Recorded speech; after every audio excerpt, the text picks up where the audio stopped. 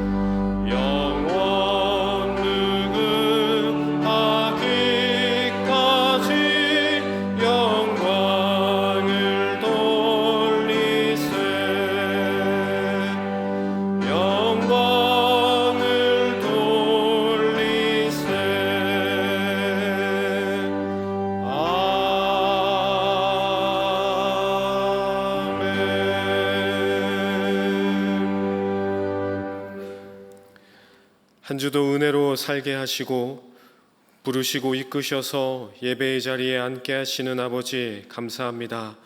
이 시간 우리의 마음과 성품과 힘을 다하여 예배를 드리오니 이곳에 임재하셔서 우리의 예배를 받아 주옵소서. 주 예수 그리스도의 이름으로 기원하옵나이다. 아멘. 나는 전능하신 아버지 하나님 천지의 창조주를 믿습니다. 나는 그의 유일하신 아들 우리 주 예수 그리스도를 믿습니다.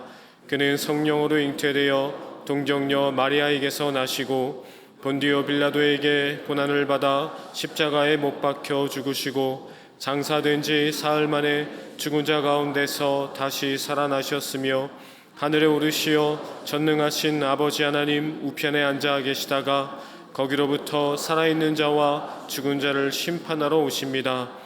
나는 성령을 믿으며 거룩한 공교회와 성도의 교제와 죄를 용서받는 것과 몸의 부활과 영생을 믿습니다. 아멘.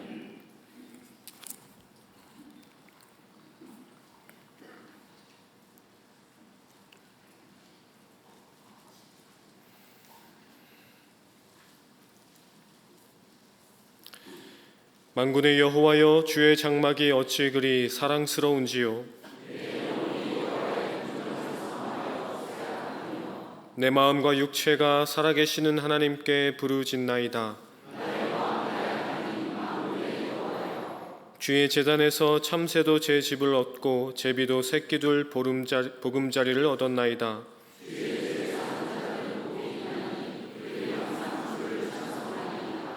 주께 힘을 얻고 그 마음에 시온의 대로가 있는 자는 복이 있나이다. 그곳에 많은 샘이 있을 것이며 이른 비가 복을 채워주나이다.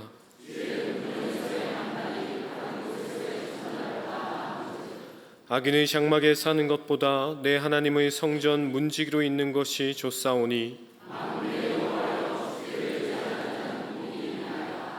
아멘.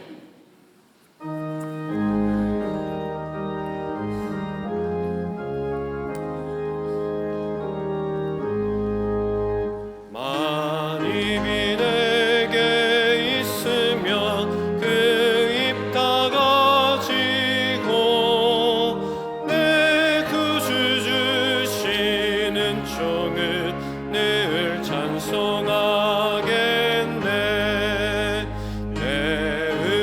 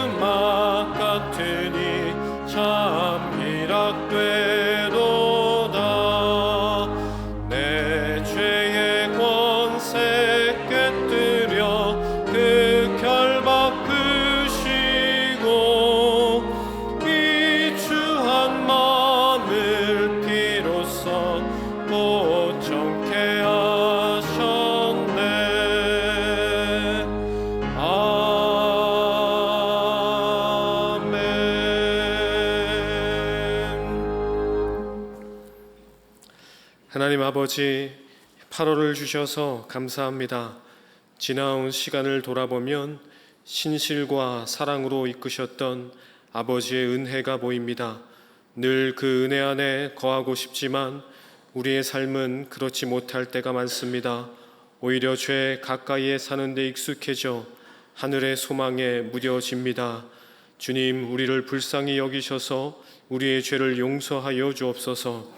죄에 무뎌지지 않게 하시고 쓰라리고 아프더라도 죄와 끊임없이 싸울 수 있는 용기를 허락하여 주옵소서. 아버지, 교육부는 은혜 가운데 성경학교와 수련회를 잘 마쳤습니다. 아버지의 사랑을 경험했고 지체들과 사랑으로 교제하는 기쁨을 누렸습니다.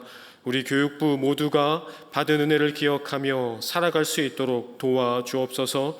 그렇게 하나님을 사랑하며 서로 사랑하는 교육부 되게 하여 주옵소서. 또한 청년부는 보령에서의 선교를 준비하고 있습니다. 모든 일정과 시간 속에 주님이 함께하여 주사 하나님께서 기뻐하시는 선교를 하게 하여 주옵소서. 아버지, 본격적인 무더위철을 보냅니다. 무더운 여름을 보내는 이 나라를 돌보아 주옵소서. 더위를 피하기 힘든 환경에서 살아가는 이들을 불쌍히 여겨 주옵소서.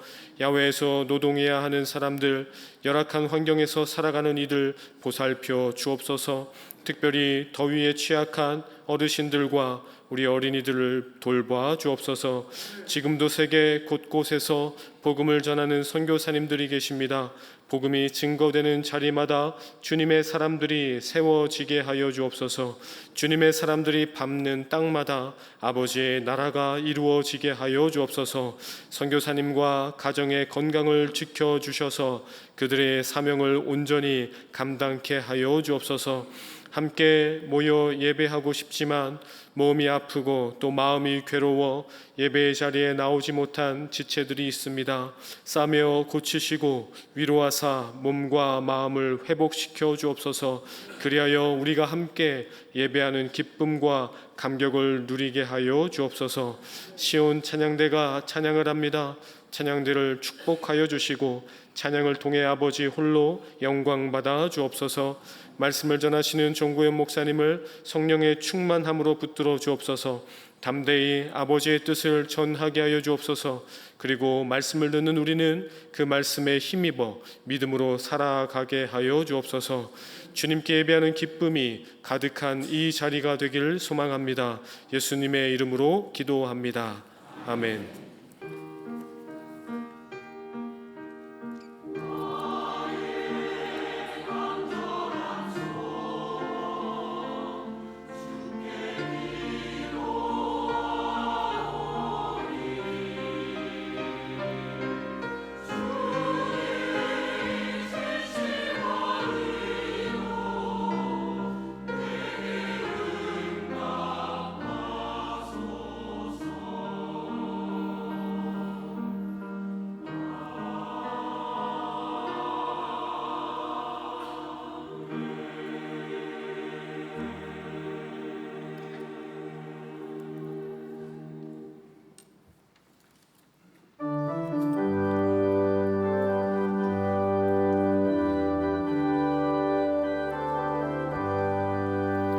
창조의 주 아버지께 감사 찬송 드립니다.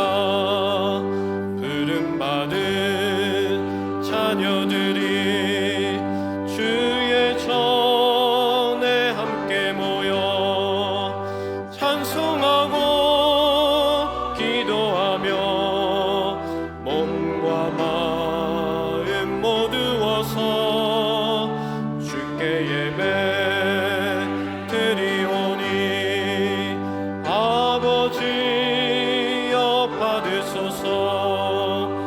은혜의 주 그세 주여 용서하여 주옵소서.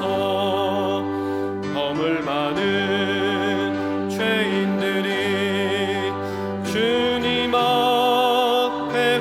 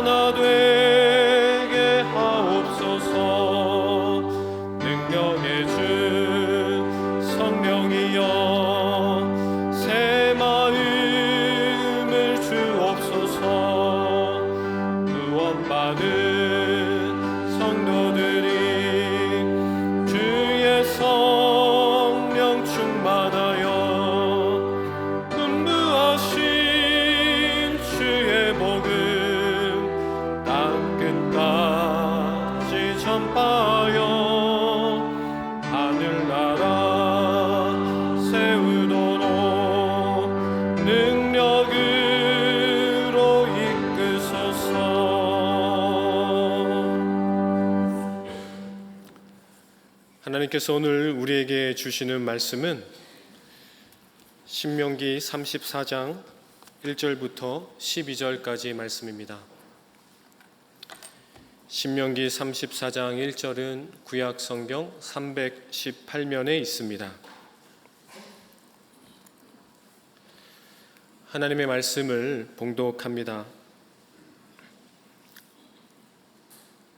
모세가 모압 평지에서 느보산에 올라가 여리고 맞은편 비스가 산 꼭대기에 이르매 여호와께서 길르앗 온 땅을 단까지 보이시고 또 온 납달리와 에브라임과 므낫세의 땅과 서해까지의 유다 온 땅과 네겝과 종려나무의 성읍 여리고 골짜기 평지를 소알까지 보이시고 여호와께서 그에게 이르시되 이는 내가 아브라함과 이삭과 야곱에게 맹세하여 그의 후손에게 주리라 한 땅이라. 내가 내 눈으로 보게 하였거니와 너는 그리로 건너가지 못하리라 하시매 이에 여호와의 종 모세가 여호와의 말씀대로 모압 땅에서 죽어 벳부얼 맞은편 모압 땅에 있는 골짜기에 장사되었고 오늘까지 그의 묻힌 곳을 아는 자가 없느니라. 모세가 죽을 때의 나이가 120세였으나 그의 눈이 흐리지 아니하였고 기력이 쇠하지 아니하였더라. 이스라엘 자손이 모압 평지에서 모세를 위하여 애곡하는 기간이 끝나도록 모세를 위하여 30일을 애곡하니라. 모세가 눈의 아들 여호수아에게 안수하였으므로 그에게 지혜의 영이 충만하니 이스라엘 자손이 여호와께서 모세에게 명령하신 대로 여호수아의 말을 순종하였더라.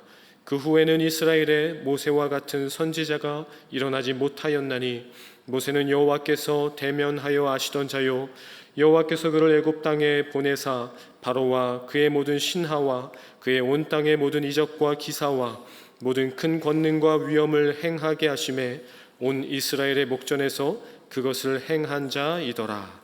아멘.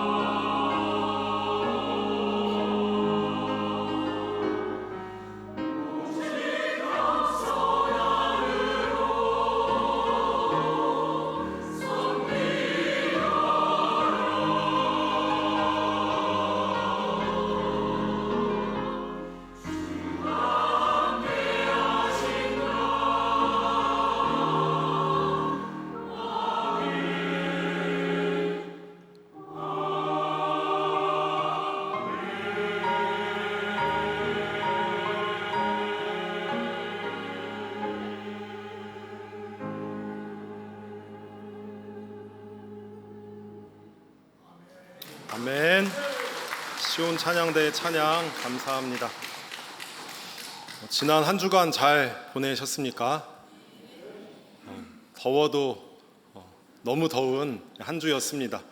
7월 달이 이 정도면 이제 시작되는 8월은 얼마나 더 더울까 그런 생각이 드는데 8월 하나님께서 주시는 얼음 냉수와 같은 은혜로 건강하게 보내시기를 축복합니다. 사람들은 흔히 성공한 인생을 원하는 목적지에 다다른 사람이라고 생각을 합니다. 원하는 대학, 원하는 직장에 들어가는 것, 그리고 좋은 배우자와 만나 행복한 가정을 꾸리는 것, 그리고 안정된 모습으로 또 좋은 집에서 안락하게 살아가는 것, 이러한 것들을 인생의 목적지로 여기며 그것을 이루기 위해 애쓰고 수고합니다. 그런데 목적지에 도달하지 못했다면, 또 그곳이 원하는 곳이 아니라면 실패했다라고 생각을 하기도 합니다. 그렇다면 신앙의 성공은 무엇일까 하는 질문을 하게 됩니다. 신앙의 최종 목표, 목적지에 다다르는 것입니다. 그렇다면 신앙의 최종 목표, 목적지가 어디일까요? 맞습니다. 천국입니다. 우리의 목적지, 우리의 본향은 천국, 하나님 나라입니다. 이 세상에서 아무리 열심히 교회에 다니고 아무리 착하게 살고 저 사람은 법 없어도 살 사람이라는 칭찬을 받아도 그 속에 예수 그리스도가 없다면 우리의 목적지인 천국에 다다를 수 없습니다. 그래서 우리는 신앙생활을 하면서 하나님께 더 가까이 가기를, 예수 그리스도 보혈을 의지하기를, 믿음 갖기를 소망합니다. 그런데 신앙생활의 최종 목표가 천국에만 한정돼 있을까라고 하는 그런 질문을 해보게 됩니다. 오늘 말씀을 보면 그렇지 않습니다. 하나님께서는 최종 목적지인 하나님 나라, 천국에 다다르는 것도 중요하게 생각하시지만 신앙의 여정, 신앙의 과정도 중요하게 생각하는 것을 알 수 있습니다. 오늘 말씀은 여호와의 종 모세의 마지막 모습을 담고 있습니다. 모세는 이스라엘 백성에게 하나님께서 약속하셨던 가나안 땅을 밟지 못했습니다. 그 세상의 기준으로 보면 최종 목표를 달성하지 못한 그런 사람이라고 볼 수 있죠. 하지만 성경은 그를 신앙의 실패자, 인생의 실패자라고 말하지 않습니다. 오히려 10절에 보면 여호와께서 대면하여 아시던 자라고 말씀을 하십니다. 다시 말해 모세는 하나님께서 보증하는 사람이다, 인정하는 사람이다 라고 말씀하는 겁니다. 왜 그럴까요? 가나안에 들어가지 못했는데 모세가 어떤 삶을 살았기에 하나님께서 인정하셨을까요? 옛 속담을 보면 뭐로 가도 서울로 가면 된다, 서울만 가면 된다 라고 하는 그런 속담이 있습니다. 이는 어떤 방법으로 가든 목적지인 서울에만 가면 된다라는 뜻입니다. 목표를 달성한다면 방법이나 과정은 크게 문제되지 않는다는 의미를 담고 있습니다. 속담은 뭐로 가도, 가장자리, 그러니까 가장자리로 가거나 비스듬히 가거나 돌아서 가거나 옆으로 가도 목표 지점에만 도착하면 된다라고 말하지만 사실 목표 지향적인 모습, 목적 지향적인 모습의 장점은 명확한 방향성, 내 목적지는 저기다라고 하는 방향성을 가지고 효율적으로 일을 처리할 수 있다는 것입니다. 요즘 스마트폰 내비게이션을 보면 그 의미를 이해하기가 쉽습니다.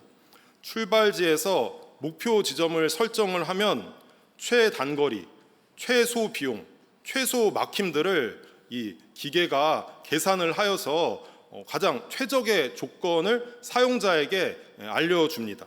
사용자는 그 내비게이션의 안내를 따라가면 이전보다 훨씬 더 수월하게 목적지에 도착할 수 있습니다. 목표 지향의 모습에 그 장점을 명확하게 보여주고 있는 그런 예입니다. 하지만 목표 지향적인 모습의 한계도 분명합니다. 과정보다 결과에 집중하다 보면 수단과 방법을 가리지 않을 수 있습니다. 그리고 목표에 도달하지 못하면 이 과정의 모든 것들이 의미 없는 것이 되어버리죠. 실패했다라는 그런 생각을 합니다. 얼마 전 한 학부모가 자녀의 성적을 위해서 시험지를 유출했다는 뉴스가 있었습니다. 자녀가 좋은 성적을 받았으면 좋겠다는 마음이 잘못된 방법으로 이어져서 그 시험의 모든 성적이 무효가 되었고, 그것을 이렇게 시켰던 그 어머니는 감옥에 갇히게 되었습니다. 자녀를 사랑하고 좋은 목표에 다다르게 하고 싶었지만 잘못된 방법으로 인해서 범죄를 하게 된 것입니다. 이처럼 목표에만 집중하다 보면 과정과 방법을 간과할 수 있는 것입니다. 목표 지향적인 삶이 신앙인에게 있어서는 더 큰 위험이 될 수도 있습니다.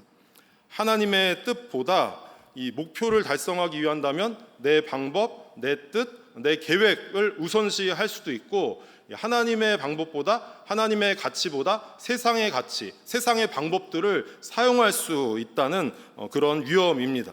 그리고 신앙의 최종 목표인 천국에만 집중하다 보면 내 신앙의 목적지는 천국이야, 나는 천국으로 보내주시는 하나님만 중요해 라고 생각하다 보면 하나님이 창조한 이 세상과 주변을 돌아보지 못하는, 하나님께서 이 세상을 통해서 하나님의 아름다움을 이렇게 보여주셨고 남겨두셨고 그걸 통해서 기쁨을 얻게 하시는데 그것들을 놓치게 될 수 있는 그런 단점이 있습니다.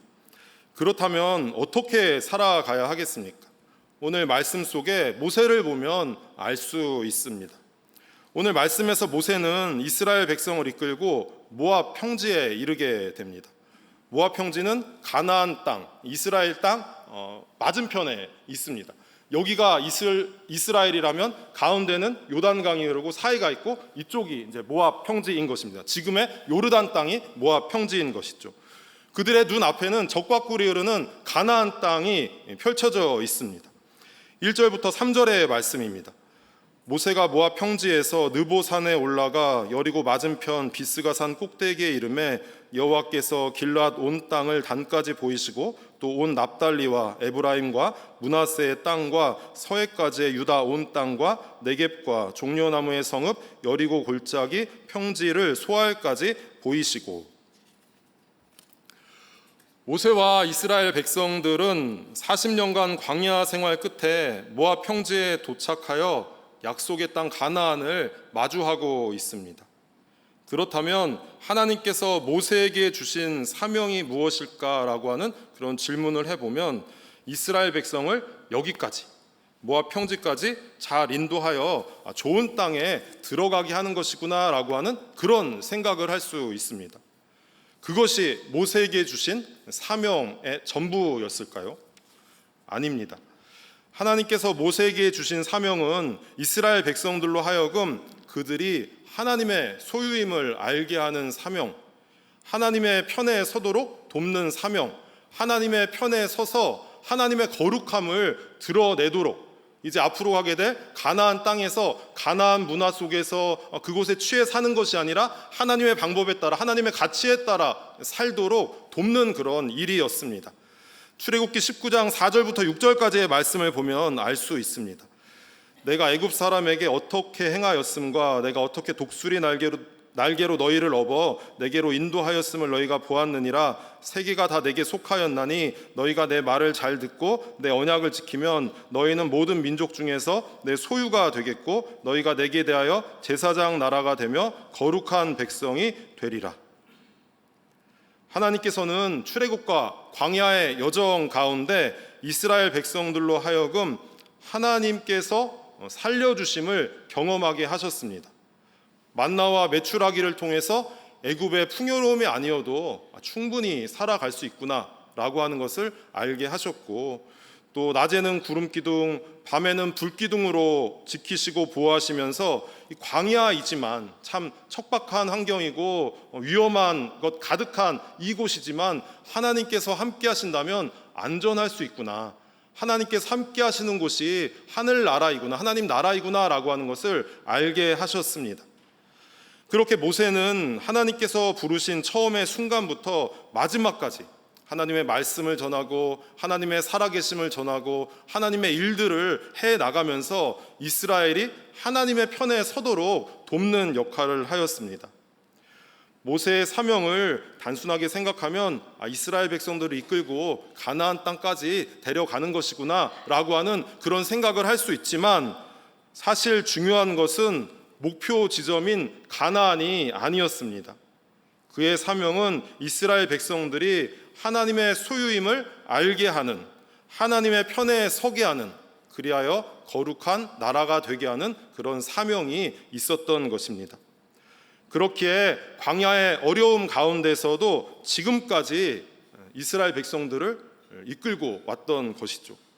모세는 지난 40년간 광야 생활을 하면서 이스라엘 백성들을 이끌면서 참 많은 어려움들을 겪었습니다. 출애굽한 애굽에서 가나안까지의 거리, 빠르면 일주일, 차가 아니더라도 걸어서 빠른 걸음이라면 일주일 만에 갈 수 있고, 또 많은 사람이 있기에 아주 천천히 간다 하더라도 한 3개월이면 충분히 갈 수 있는 그런 거리를 40년이라는 시간을 돌면서 가게 됩니다. 또 그 기간 편안하게 해피하게 기분 좋게 간 것이 아니라 백성들이 얼마나 많이 모세의 마음을 힘들게 했습니까? 힘들다, 어렵다, 무럽다, 배고프다, 애굽에는 좋은 거 많았는데 우리는 만나와 메추라기 이것밖에 먹지 못한다. 그런 원망과 불평, 또 어떤 사람은 모세만 지도자냐? 우리도 충분히 모세와 같은 능력이 있다. 모세를 따르지 말고 우리를 따라라 라고 하는 그런 반대자들의 그런 어려움들도 있었습니다. 그리고 그런 중간중간에 모세도 자신의 화를 참지 못하고 분을 내거나 실수하는 그런 일들을 하게 됩니다.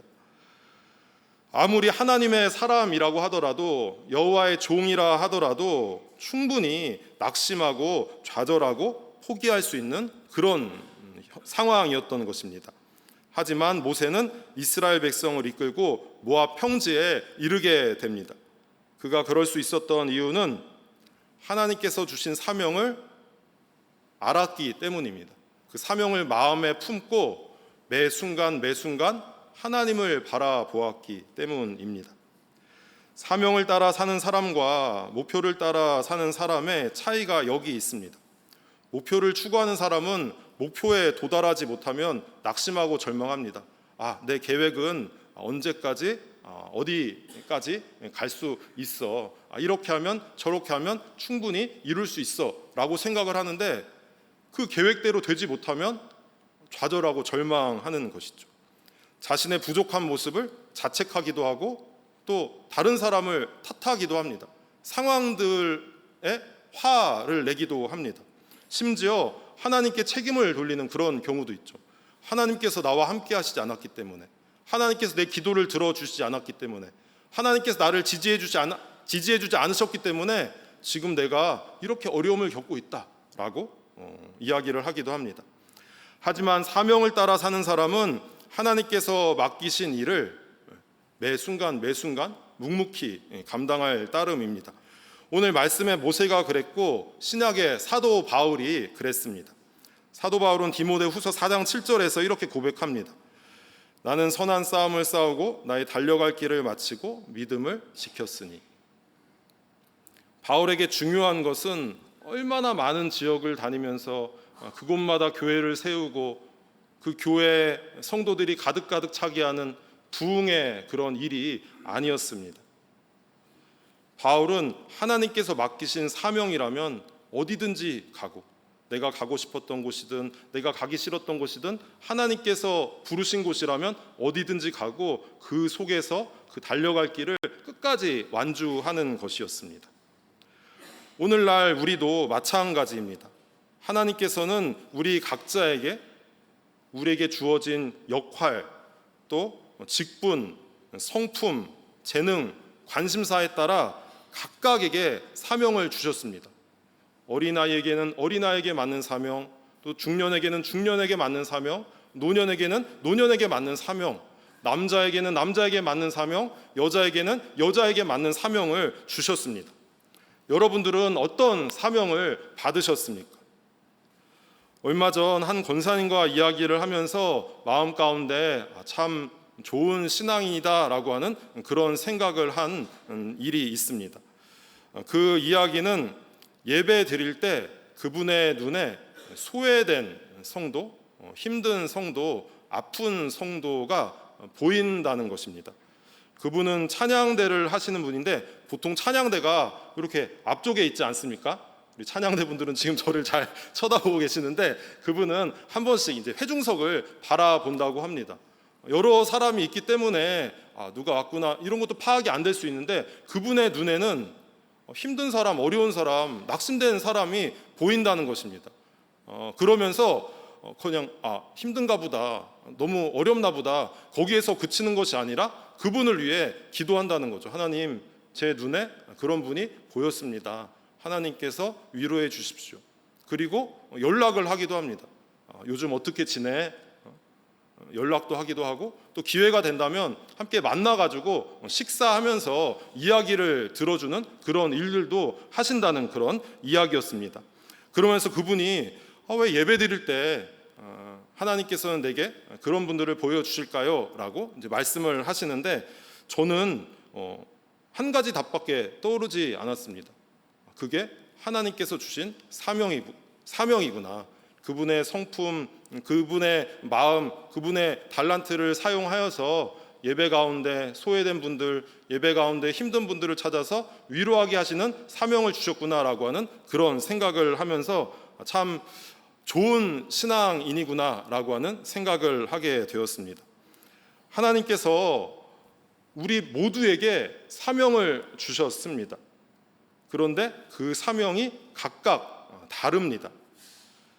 하지만 중요한 것은 그 사명의 크기, 경중, 또 누가 알아주고 누가 알아주지 않고와 상관없이 하나님께서 맡기신 사명이라면 그 사명을 받고 그 사명대로 산다면 하나님께서 그분을 기뻐하신다는 것입니다. 그분을 인정하신다는 것입니다. 우리들이 하나님께서 내게 주신 사명을 찾았으면 좋겠습니다. 내가 잘하는 것은 무엇이지? 내가 관심 있는 것은 무엇이지? 내가 바라보는 것은 무엇이지? 그러면서 그 속에서 나의 유익만을 위해서 사는 것이 아니라 하나님의 사명을 찾아서 하나님의 도우심을 구하며 하나님의 살아계심을 드러내는 여러분들 되시기를 바랍니다. 모세는 사명에 따라 느보산 꼭대기인 비스가 봉우리에 오르게 됩니다. 1절 말씀을 보면 모세가 모압 평지에서 느보산에 올라가 여리고 맞은편 비스가 산 꼭대기에 이르매 느보산과 비스가 산이 다른 산인가라고 하는 그런 생각을 할 수 있는데 언어로 보면 느보산 꼭대기의 이름이 비스가 봉우리입니다.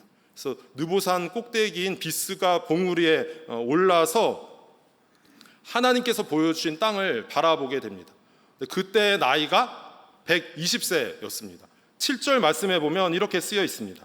모세가 죽을 때의 나이 120세였으나 그의 눈이 흐리지 아니하였고 기력이 쇠하지 아니하였더라. 120세의 모세는 산 꼭대기에 오를 만큼 기력이 있었습니다. 그리고 하나님이 보여주시는 그 땅을 명확하게 바라볼 수 있는 그런 시력을 갖고 있었습니다.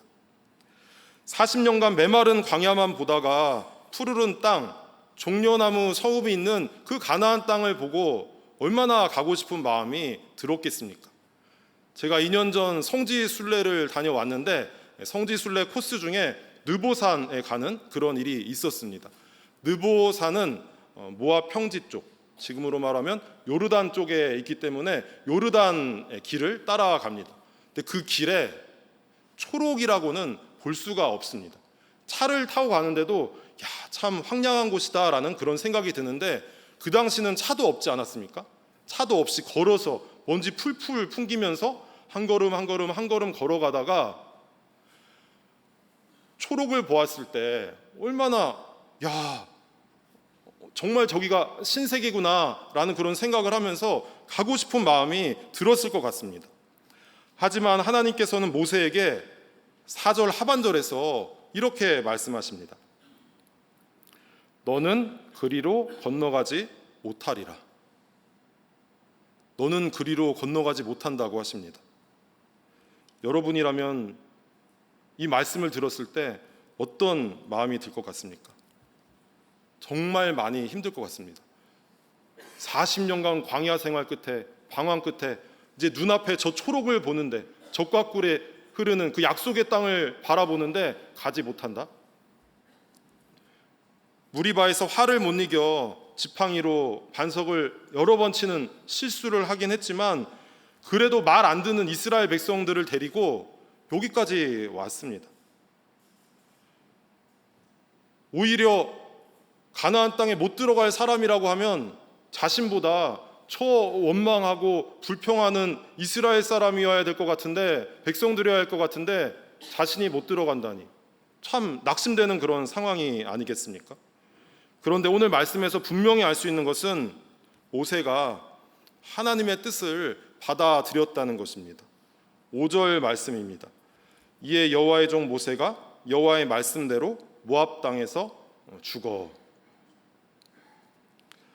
민수기 12장 3절을 보면 하나님께서 모세가 어떤 사람인지에 대해서 한 단어로 정의하는 말씀이 나와 있습니다. 이 사람 모세는 온유함이 지면의 모든 사람보다 더하더라. 하나님께서는 모세를 가리켜 온유한 사람이라고 말씀하십니다. 여러분도 모세가 온유한 사람이라고 생각을 하십니까? 말씀에 나왔으니까 온유한 사람이구나라는 그런 생각을 할 수 있는데, 사실 모세의 성경 속에서는 온유한 모습보다 온유하지 못한 모습이 훨씬 많이 있었습니다. 애굽의 왕자 시절 히브리인을 괴롭히는 애굽 사람을 죽였습니다. 그리고 미디안 광야로 도망하여 40년간 살아가다가 하나님께서 나와 함께 하자라고 말씀을 하시는데 하나님 잘못 찾아왔습니다. 저 그런 사람 아닙니다. 저 그런 능력 없습니다. 내가 아닌 다른 사람을 보내십시오라고 하면서 하나님의 부르심을 3번이나 거부했습니다. 그리고 시내산에서 십계명을 받고 내려왔을 때 금송아지를 만든 백성들을 보면서 하나님께서 친히 주신 십계명 돌판을 던져버립니다. 온유한 사람처럼 느껴지십니까? 저는 아무리 화가 나도 십계명 돌판까지는 못 던질 것 같습니다. 그럼에도 하나님께서는 모세를 지면의 어떤 사람보다, 지면의 누구보다 온유하다고 말씀하십니다. 그 이유는 온유함이 단순히 기질적인 온유함, 착함이나 온순함을 넘어서는 것이기 때문입니다. 착한데도 온순한데도 고집스러운 사람이 있습니다. 사람들과 부딪히는 게 싫어서, 갈등하는 게 싫어서, 다투는 게 싫어서 말로는 네네 알겠습니다 라고 하지만 마음으로는 난 절대 받아들일 수 없다, 아니다 라고 생각하는 그런 사람이 있습니다. 모세는 달랐습니다. 어찌 보면 다혈질에 고집스러운 모습이 있었지만 사명의 삶을 살기 시작한 이후로 그는 하나님의 뜻에 자신을 맞추었습니다. 이것이 바로 하나님께서 말씀하시는 온유함입니다. 예수님도 온유하셨습니다. 마태복음 11장 29절을 보면 예수님께서 나는 마음이 온유하고 겸손하니 나의 멍에를 메고 나를 배우라고 말씀하십니다. 예수님께서 말씀하신 온유함도 기질적인 온유함을 넘어서는 것입니다. 예수님 착한 분이니까, 예수님 좋은 일 많이 하는 분이니까, 예수님 충분히 존경스러운 분이니까 나를 따르라고 말씀하신 것이 아니라 하나님의 뜻이라면 십자가에 죽기까지, 그 십자가가 힘들고 아프고 고통스러운 것이지만 하나님의 뜻이기에 순종하겠습니다라고 하는 것이 바로 예수님께서 말씀하신 온유함의 뜻입니다. 이 온유함은 운명론과는 차이가 있습니다. 어떤 사람은 운명론적 관점 속에서 체념하고 포기하고 자신의 상황을 받아들이는 그런 경우가 있습니다. 운명이 정해져 있다면 내가 아무리 애를 써도, 내가 아무리 노력해도 그 운명을 바꿀 수 없다. 어차피 내 상황을 바꿀 수 없으니 그냥 받아들이고 살겠다 생각하면서 무기력하게 주어진 현실을 따라갑니다. 하지만 예수님과 모세는 그러지 않았습니다. 운명론적 관점 속에서 무기력하게 하나님의 뜻을 받아들인 것이 아니라 하나님은 선하시다는 믿음, 하나님은 완전하신다는 믿음, 하나님의 계획은 내 계획보다 크고 놀랍다는 그 믿음 속에서 하나님의 뜻을 스스로 받아들인 것입니다. 이러한 온유한 믿음의 모습, 순종의 모습이 지금 예배드리고 있는 우리들 가운데 있기를 바랍니다. 좋은 믿음은 하나님의 뜻이 내 뜻과 다를 때 증명됩니다. 자신이 원하는 것을 하나님께서 말씀하셨다면 하나님 내 뜻을 지지해 주시는군요. 하나님 내 뜻을 어떻게 하시고 이렇게 하라 말씀하십니까? 제가 충분히 순종하겠습니다 라고 하지만 하나님의 뜻과 내 뜻이 다를 때 어떻습니까? 모세는 가나안에 들어가지 못한다는 하나님의 말씀을 듣고도 원망하지 않았습니다. 오히려 마지막까지 자신의 사명인 이스라엘 백성들을 이끌고 이 모압 평지까지 왔습니다. 그리고 자신의 뒤를 이어 이스라엘 백성들을 가나안으로 인도할 여호수아에게 안수를 하여 사명을 전수하게 됩니다. 이런 모세와 같이 온유한 삶을 살아가시는 여러분 되시기를 바랍니다. 마지막으로 모세는 하나님을 높이는 삶을 살았습니다. 5절과 6절입니다. 우리 5절 6절 말씀 같이 한 목소리로 읽겠습니다. 시작. 이에 여호와의 종 모세가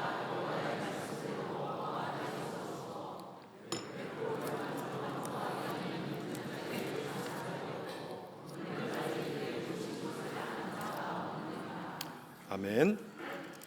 모세는 하나님께서 주신 사명을 따라 살아가며 죽음의 순간까지 하나님의 뜻에 순종한 사람이었습니다.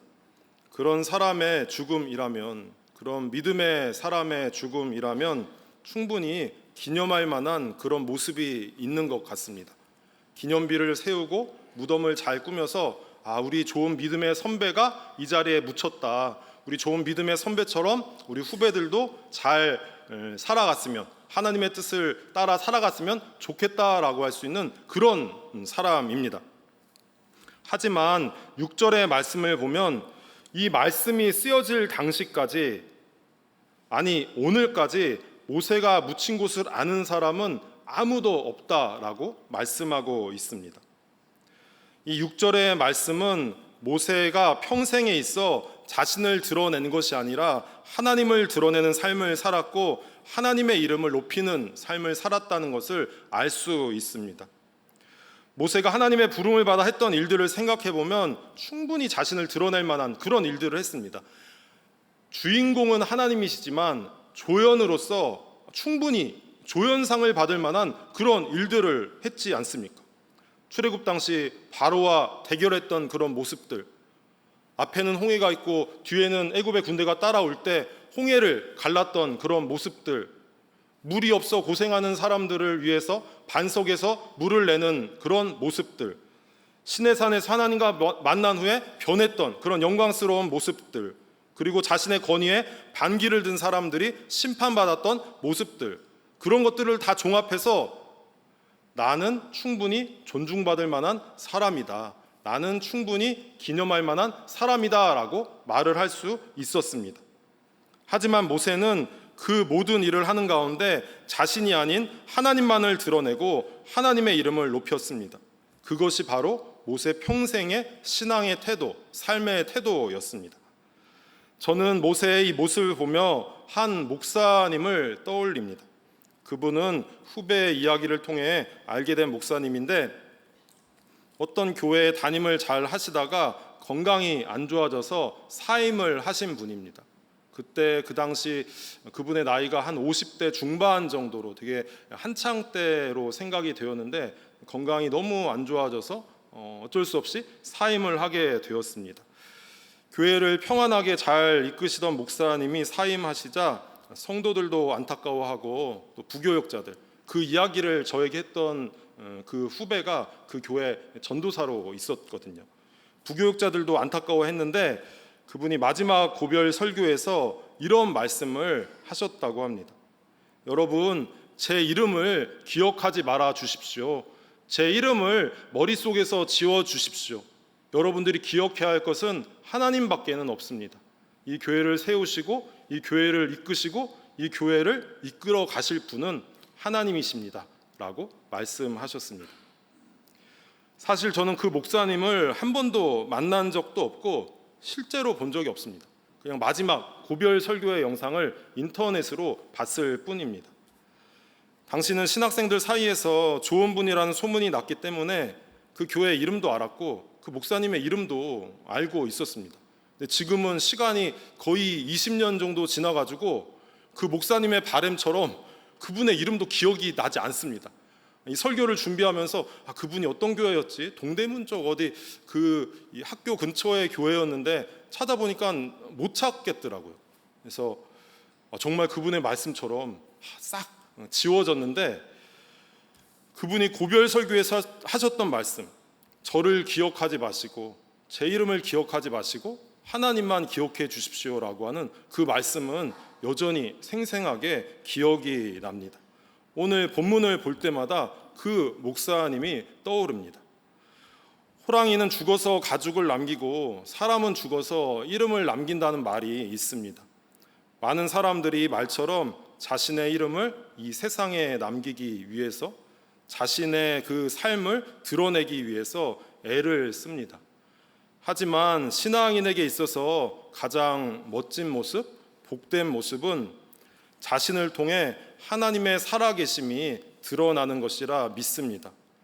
연약하고 부족한 나인데 나를 통해 하나님의 살아계심이 드러난다면, 나를 통해 하나님의 선하심이 드러난다면, 나를 통해 하나님의 아름다움이 드러나고 그런 선하심과 아름다움이 이 세상을 조금이나마 하나님께서 보시기에 좋은 세상으로 만들어 간다면 그 모습이 성공한 신앙인의 모습 아니겠습니까? 오늘 말씀 속에 모세와 같이 자신을 드러내는 것이 아니라 하나님을 드러내는 저와 여러분 되기를 바랍니다. 내 이름이 아닌 하나님의 이름을 높이는 성도 되시길 바랍니다. 이제 말씀을 정리하겠습니다. 여호와의 종 모세는 약속의 땅 가나안에 들어가지는 못했지만 하나님께서는 그의 삶을, 그의 인생을 인정하셨습니다. 10절부터 12절까지의 말씀입니다. 그 후에는 이스라엘에 모세와 같은 선지자가 일어나지 못하였나니 모세는 여호와께서 대면하여 아시던 자요, 여호와께서 그를 애굽 땅에 보내사 바로와 그의 모든 신하와 그의 온 땅의 모든 이적과 기사와 모든 큰 권능과 위엄을 행하게 하심에 온 이스라엘의 목전에서 그것을 행한 자이더라. 모세는 여호와의 종으로서 하나님께서 주신 사명을 따라서 하나님의 뜻에 순종하는 온유한 모습으로 하나님을 드러내는 삶, 하나님의 이름을 높이는 삶을 살았습니다. 오늘을 살아가는 우리도 당시 모세와 마찬가지로 하나님께서 오늘날 하나님의 뜻을 이루기 위해서, 하나님의 원하심을 이루기 위해서 여호와의 종으로 부르셨다 믿습니다. 그렇다면 우리가 어떻게 살아가야 하겠습니까? 내가 원하는 것보다 하나님이 주신 사명이 무엇인지 찾아서 그 사명에 따라서, 그 사명을 감당함에 있어서 세상의 방법이나 세상의 가치가 아닌 하나님의 말씀에 순종하는 그 온유함으로, 또 우리의 이름이 아니라 하나님의 이름을 높이는 삶을 살아가는 것이라 믿습니다. 이런 믿음 가운데 하나님을 드러내는, 하나님을 기쁘시게 하는 저와 여러분 되기를 주님의 이름으로 축원합니다. 기도하겠습니다. 하나님, 오늘 말씀에 여호와의 종 모세와 같이 우리 또한 오늘을 사는 여호와의 종으로 사명을 따라 하나님의 뜻에 순종하며 하나님만 드러내는 좋은 성도 되게 하옵소서. 우리 구주 예수 그리스도의 이름으로 기도드립니다. 아멘.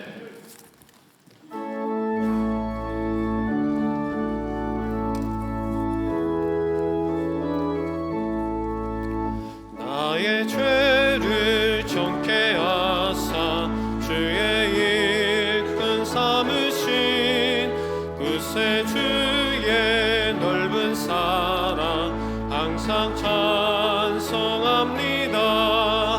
나를 일큰 삼으신 주 크신 능력 주시고 언제든지 주 뜻대로 사용하여 주소서.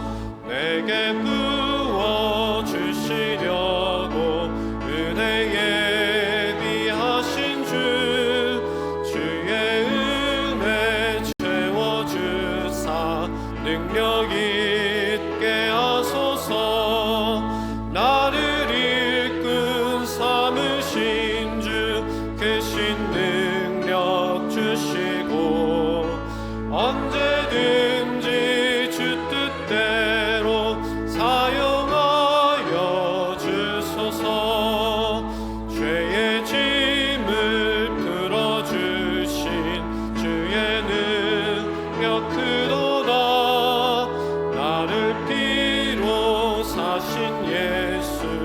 내 맘속에 오소서.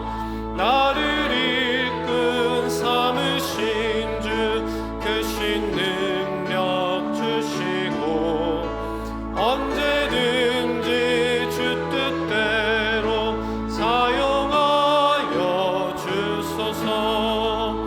주여 내게 성령으로 충만하게 채우사 생명수가 강물처럼 흐르게 하옵소서. 나를 이끈 삼으신 주 크신 능력 주시고 언제든지 주 뜻대로 사용하여 주소서.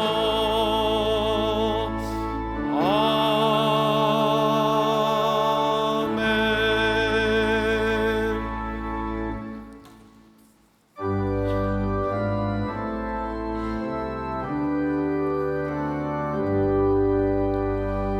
나의 도와 드리니 주여 받아주셔서 하늘나라 위하여 주 뜻대로 쓰소서.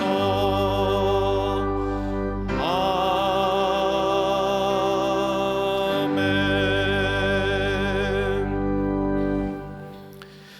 우리를 예배의 자리에 부르시고 또 귀한 예물을 드리게 하신 아버지 감사합니다.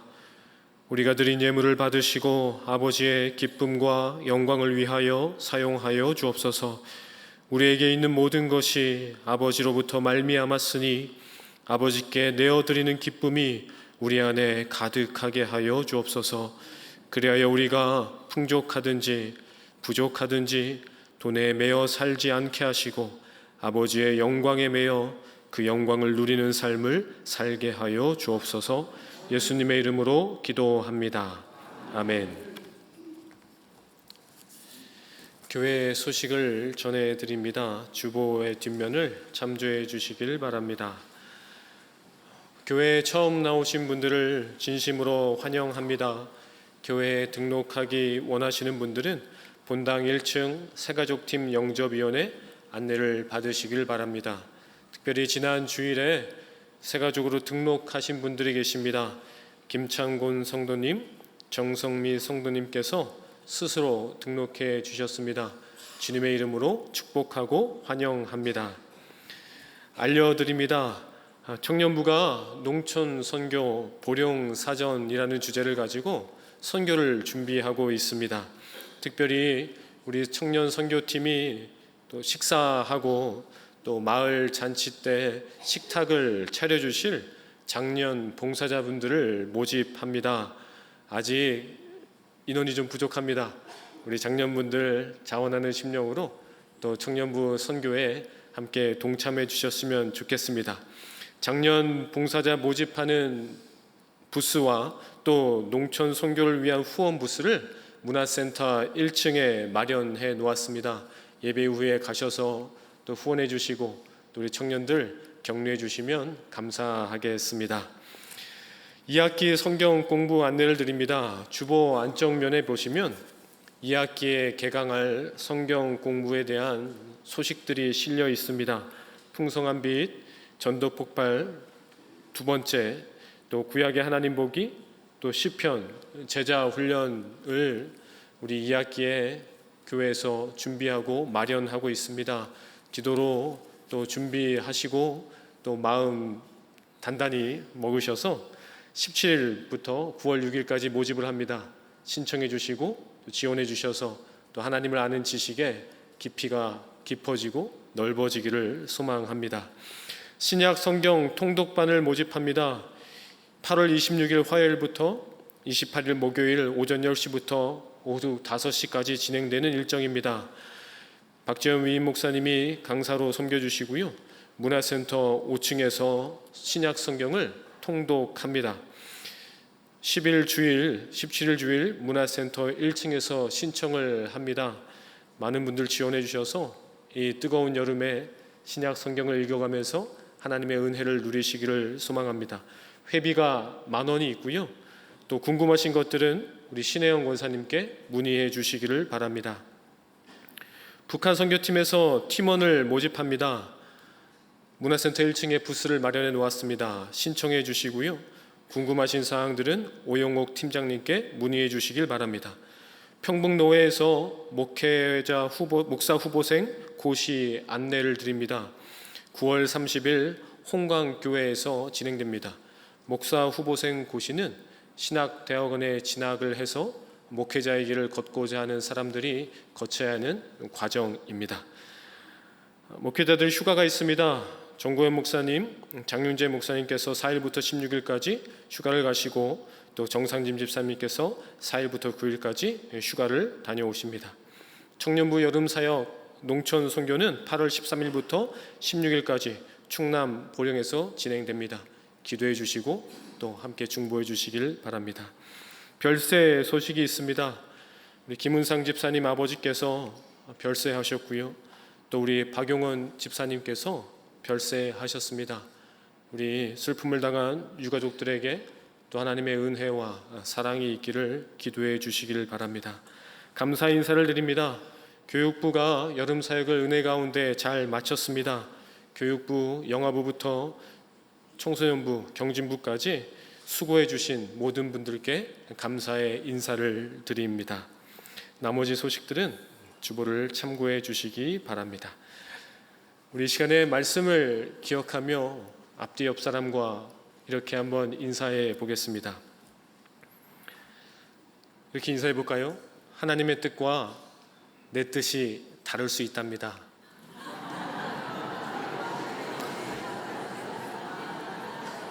우리 이렇게 한 번 더 인사합시다.